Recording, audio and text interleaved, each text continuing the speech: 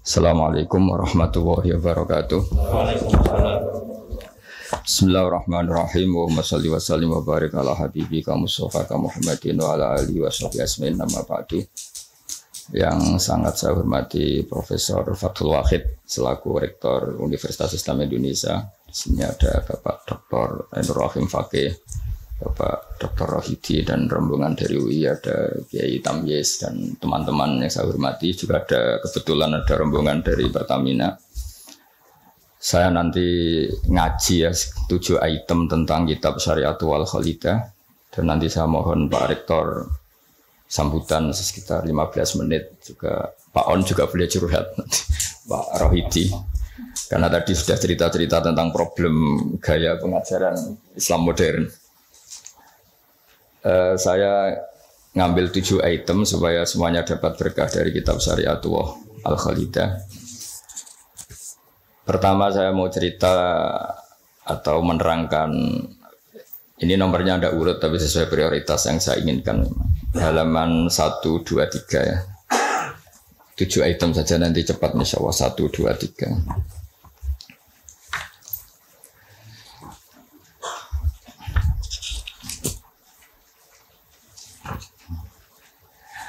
Nah, ini diterangkan di antara makalah ya, mutiara makalah yang disampaikan oleh Sayyid Hasan bin Ali, yaitu cucu Rasulullah SAW. Ketika ditanya oleh Imam Hasan Basri, kita tahu semua sanad Thariqah sebelum Sayyidina Ali semuanya lewat siapa? Hasan Basri. Terus di Jawa jadi Hasan Besari, jadi macam-macam itu. Tukang ngeleh jeneng Jawa itu. Itu di antara makalahnya itu malam yu'min bi qadaillah wa qadari khairihi wa syarrihi faqad kafara. Tapi waman hammala dzambahu rabbahu faqad fajara. Jadi kalau orang tidak berkeyakinan qada qadar khairihi wa syarrihi minallah, dia berstatus kafir. Tapi orang yang mengkambing hitamkan Allah ketika dia dosa, faqad fajara. Dia itu orang yang enggak benar. Jadi ini sudah tengah-tengah, karena masyhur itu ada ulama ahli sunnah yaitu Imam Sanusi berdebat sama orang Mu'tazilah itu semalaman.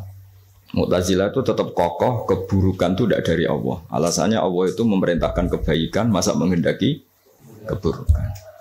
Tapi pikirannya Imam Sanusi, idzan waqa'a fi mulkihi ma la yuridu.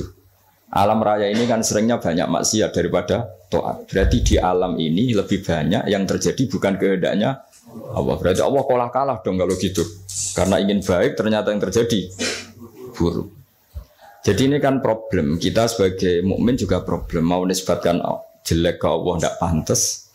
Mau bilang elek itu kreasi setan mayoritas. Berarti yang menang partainya setan, itu kan ribet. Yaitu faqad kafar. Orang yang mengingkari qada qadar itu kafir. Tapi ketika kamu dosa kemudian bilang kehendak Allah itu faqad fajara. Kamu pecundang. Nah, ini sudah tengah-tengah. Jadi implementasinya monggo mawon, sementing ini itu makalah-makalah yang disampaikan Sayyid Muhammad. Terus sekarang halaman 14 ya. Dia ngambil 7 item. Ini acak saja karena ya emang kan gak mungkin nih Pak On ngaji lagi kan, sudah sepuh ya. Udah ini teman saya lama. Paling lama saya berteman di UI gitu Pak On. Ini bawaannya Pak Zeni dulu.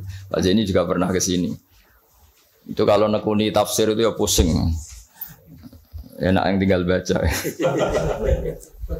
Saya tuh sering debat sama Pak Zeni itu sampai jam 2, jam 3 di kantor itu di Badan Wakaf itu bekasnya rektorat ya. Itu kalau nggak selesai itu beliau jam 4 ke kontrakan saya di Ketonggo.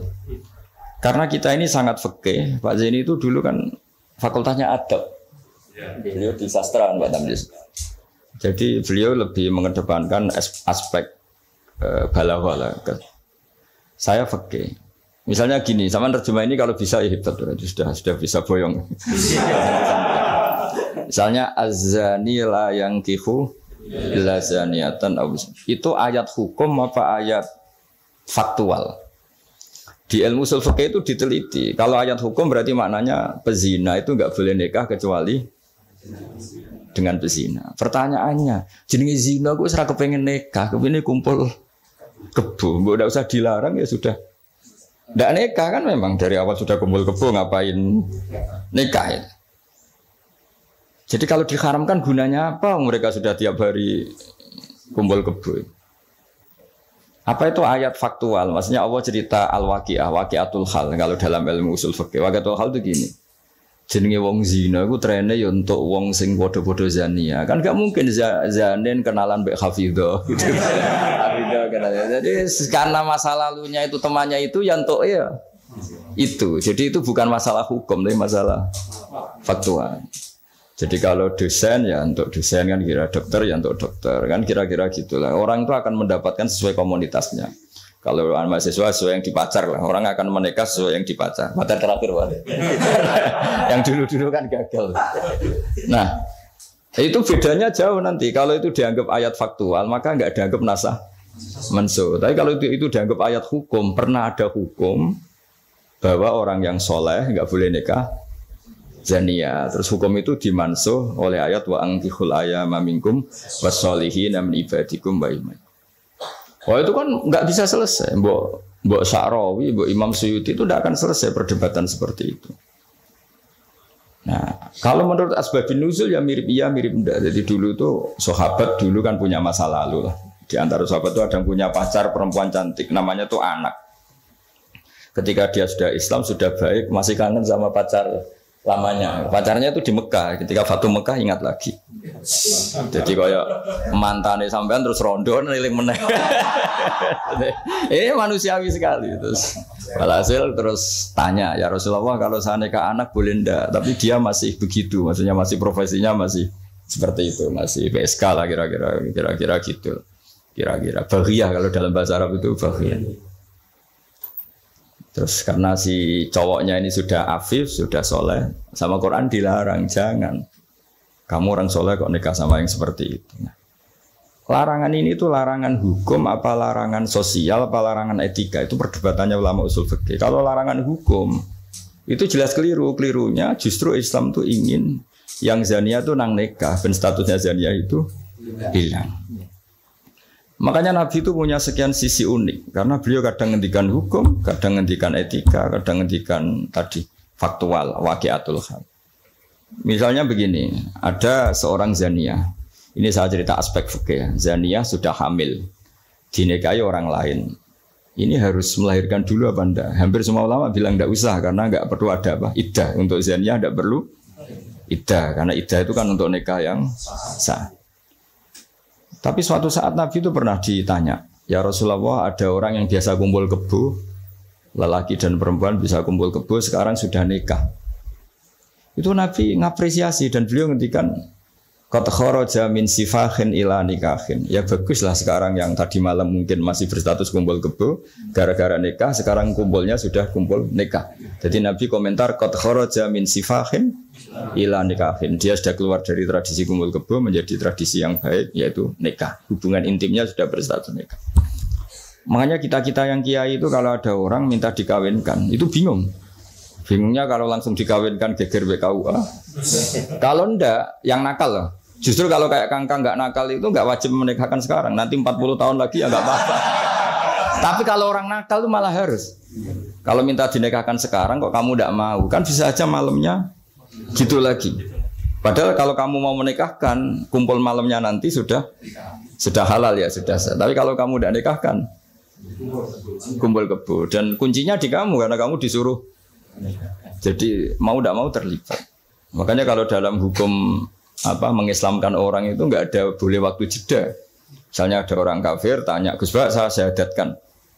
Itu kok saya bilang sudah duduk dulu ngopi dulu. Itu saya ikut murtad. Karena membiarkan dia sekian menit dalam keadaan kafir. Yang saya bisa menghilangkan saat itu juga. Maka harus langsung disyahadatkan. Karena ibqa alal kufri kufrun, menetapkan kekafiran itu. Ya nggak boleh saya mandi dulu atau ngopi-ngopi dulu, nggak boleh, harus langsung. Jadi ibarat gini lah, kafir itu kan taruhannya neraka. Ibarat ada orang kecelakaan, kamu pas pakai celana pendek di jalan, kan nggak boleh kamu, tak pakai baju dulu. Sedang dipelindes truk lagi kan, harus langsung. Meskipun Anda dalam kondisi yang tidak sempurna. Nah, resikonya tadi pas kamu bikin kopi ternyata orang itu mati, berarti matinya mati kafir. Yang andai kan langsung kamu talqin syahadat, dia mati Islam. Begitu juga orang yang kumpul kebo minta kamu nikahkan sekarang. Kalau kamu nikahkan maka nantinya sudah kumpul nikah. Tapi kalau enggak, nah tapi kalau orang soleh seperti ini biarin aja nggak apa-apa. Nah, jadi orang soleh itu ya ada resikonya karena fikih tidak mengharuskan nang nikahkan itu. Nah itu dibicarakan oleh ulama-ulama itu. Jadi apa? Nah lagi kembali ke tadi azani la yankihu illa zaniatan aw musyrikah. Itu faktual, apa hukum, apa etika.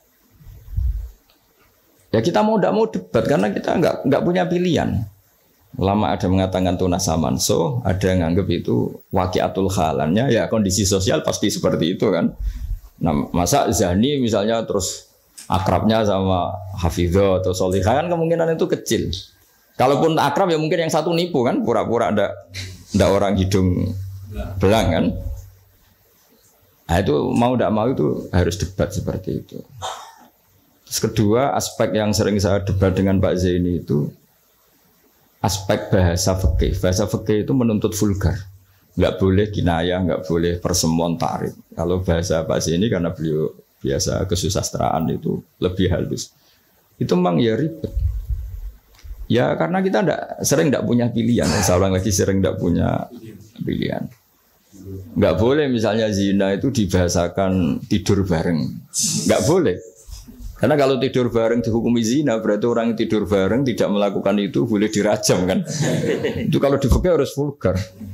Ada saksi yang menyaksikan itunya masuk sampai detail. Saksi ngerti tidur bareng atau berdempetan saja nggak boleh. Jadi ya agak kacau memang bahasa fikih itu mau tidak mau harus vulgar.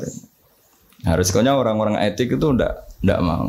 Nah, di sini terus misalnya ada masalah ketika aula mastumun nisa. Aula mastumun nisa itu bahasa sastra apa bahasa beneran gitu. Kalau bahasa sastra berarti Quran itu sangat halus sehingga membahasakan jima itu lamastum. Lah Ibnu Abbas berpendapat itu atau kamu hubungan intim sama istri kamu itu membatalkan wudu. Nah ini yang kelompok-kelompok tertentu berpendapat gitu, makanya untuk batal nunggu hubungan suami istri. Tapi ada ulama mengatakan lamastum memang benar-benar nyentuh, jadi sekedar nyentuh tangan ini sudah batal. Jadi efeknya ini besar. Yang satu bilang lamastum kinayatun anil jima, sehingga untuk mengatakan batal harus nunggu jima. Yang satu ya memang lamisa, memang pegangan saja. Nah, terus jadi dua kelompok mazhab itu. Jadi memang perdebatan memaknai Quran itu ya mau tidak mau. Cuma kalau sama-sama ahli kan masih ada ringnya. Nah, sekarang yang ribet itu maca Quran ra iso isane terjemah melok nafsiri wae itu. Musibah itu. Itu musibah besar. Nah, karena Quran itu kalau bahasa itu diulang. Diulang ini supaya maknanya itu begitu.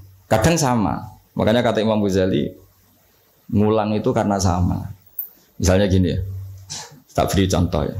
Orang dosa itu pasti punya akibat ke orang lain. Disebut ajroma. Ajroma itu melukai orang lain.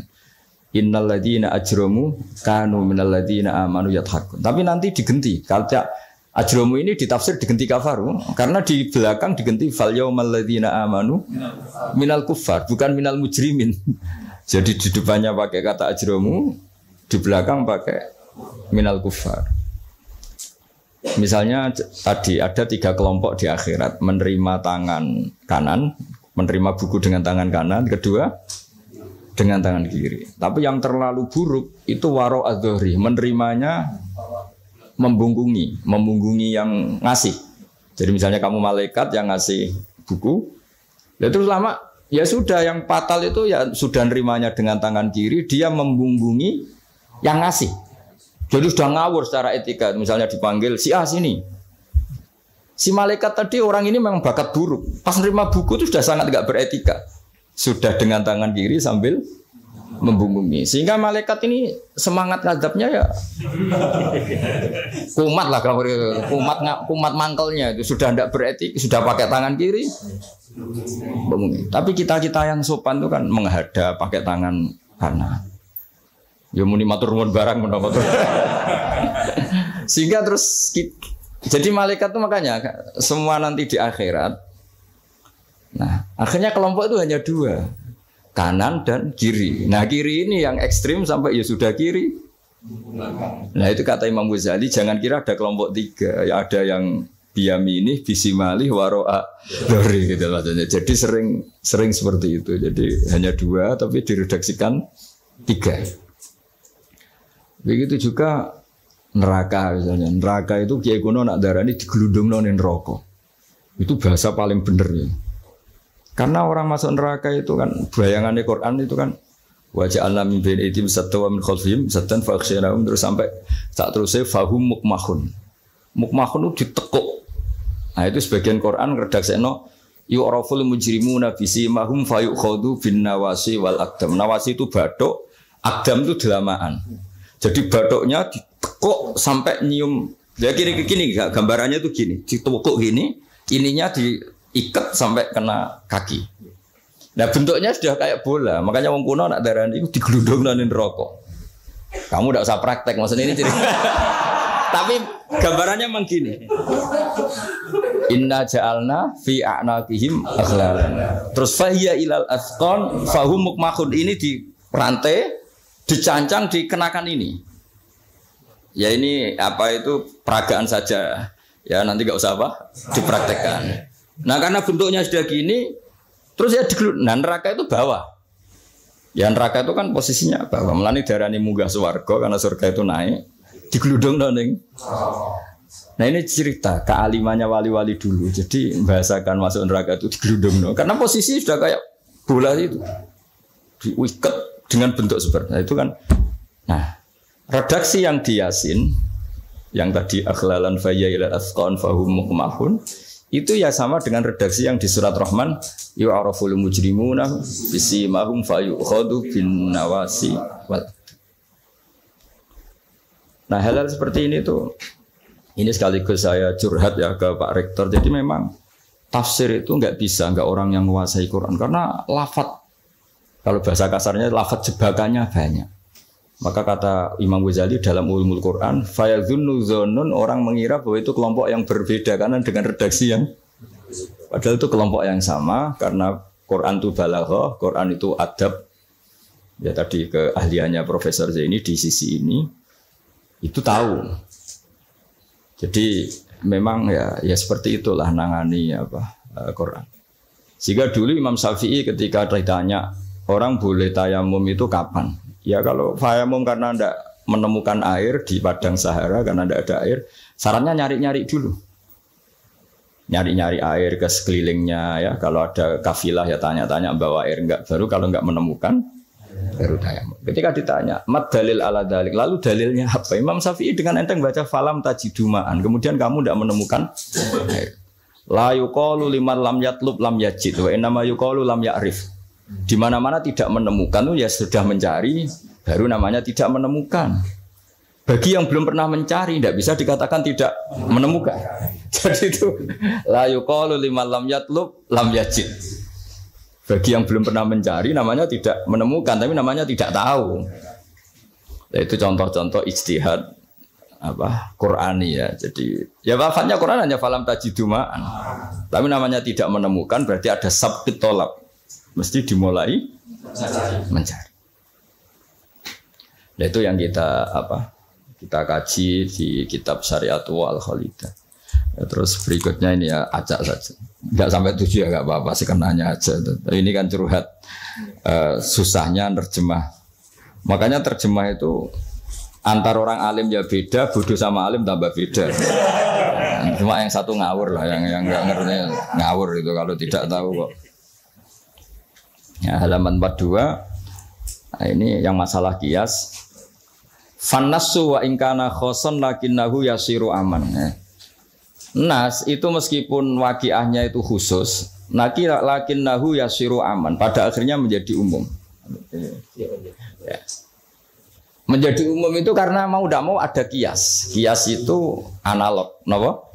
Atau pola. Misalnya gini, yang dicontohkan di sini misalnya. Nabi memang hanya ngendikan layak dil qadi wa khutban. Enggak boleh seorang hakim memutuskan hal-hal yang krusial dalam keadaan emosi. Khutban itu emosi yang sangat. Lalu kiasnya apa? Rektor juga nggak boleh dalam keadaan emosi bikin keputusan. Kiai juga nggak boleh, suami juga nggak. Siapapun nggak boleh. Cuma yang sering bikin keputusan otoritatif itu kan qadhi, hakim. Jika Nabi hanya ngendikan al-qadhi. Lalu ulama mengatakan khutban itu kenapa tidak boleh? Karena orang kalau emosi itu akalnya agak mati, paras lah gitu. Lalu itu udah harus pas emosi ya. Ulama menamakan terlalu syahwat ya nggak boleh, terlalu lapar ya nggak boleh, hakin ngempet nguyah ya nggak boleh, ngempet ngising. Sehingga kata khutban kemudian diganti fi halatin yasu'u khalquhu fiha. Dalam keadaan yang dia nggak begitu normal. Di antara nggak begitu normal, terlalu syahwat ya nggak boleh, terlalu emosi nggak boleh, terlalu lapar, lalu nahan kencing, nahan BAB dan sebagainya. Itu lafadz itu wan nasu wa ingkana khoson nas meskipun khusus yaitu Allah Nabi hanya ngendikan khutban, tapi nanti menjadi umum berdasar hukum apa? Qiyas.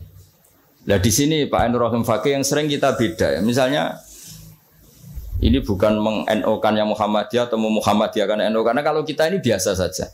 Orang NO ya pasti Muhammadiyah kan umat Kanjeng Nabi Muhammad sallallahu alaihi wasallam. Orang Muhammadiyah ya pasti dengar NO lah karena gerakannya ulama. Masa tidak mendengar ulama?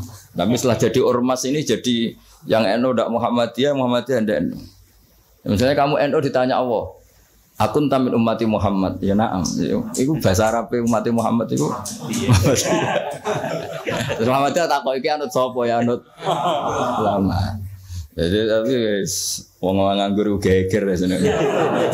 Nah kita termasuk yang enggak nganggur jadi rapati geger. Saya beri contoh.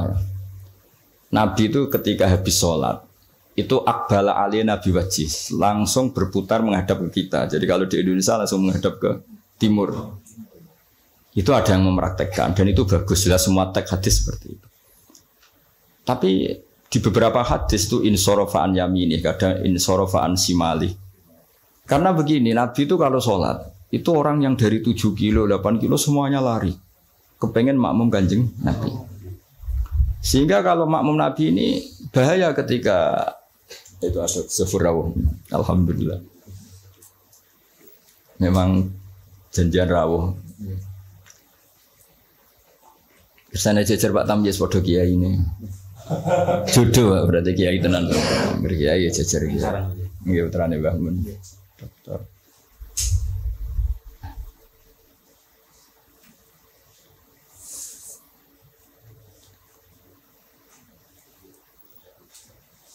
Mas, niki jejer Pak Tamyiz padha kiai ini. Oh, bagus.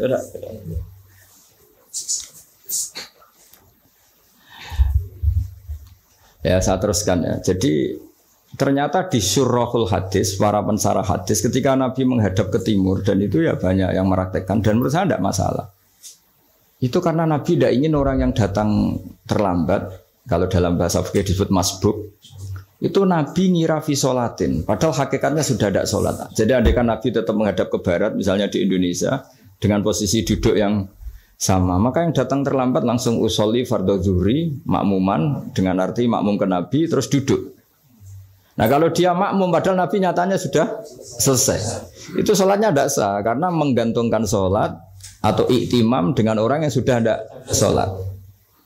Nah sehingga gerakan Nabi ini dianggap maklumat kalau beliau sholatnya selesai. Nah karena filosofinya itu maklumat kalau sholatnya sudah selesai, ada yang milih memang benar-benar ke timur juga maklum. Kan gak mungkin sholat madhep ke timur. Sehingga yang datang tahu. Terus ada yang milih ngalor. Jadi sebetulnya itu bisa pakai. Ya kayak orang tahlilan pakai keplok sudah selesai itu kalau sebetulnya bisa pakai apa saja yang penting memaklumatkan kalau sholatnya itu. Nah, ini yang ngendikan tidak saya kitab Fathul Bari karangannya Ibnu Hajar al-Asqalani Sarah Bukhari paling populer. Nah itu yang disebut Sayyid Muhammad wan nasu wa in kana khoson fa innahu yasirun aman. Ya kayak tadi misalnya laiktil qadi wa huwa khutban, kemudian khutban ini memasukkan semua kondisi yang kita kurang fit. Itu tidak boleh bikin apa? Keputusan. Qadhi ya juga kita ganti. Tidak harus qadhi, Pak Rektor, Pak dosen, seorang suami kalau bikin keputusan jangan dalam keadaan yang khutban atau ngempet nguyuh, ngempet ngising, hakin itu. Kalau dalam bahasa Arab hakinan itu. Nah ini penting saya utarakan karena kalau kita terlalu tekstualis, Itu nanti kita naik Innova tidak perlu baca subhanalladzi sakhkhara lana hadza. Karena ayatnya itu kan wal khaila wal bighala wal hamira litarkabuha wa zina. Ini tidak ada Innova ini. Ayatnya ya litas tahu ala ya sumatazkuru ni'mata rabbikum idza stawaitum ali wa taqulu subhana. Ini kan jelas litas tahu ala zuhur ini Innova tidak ada zuhurnya, ini tidak ada punggungnya.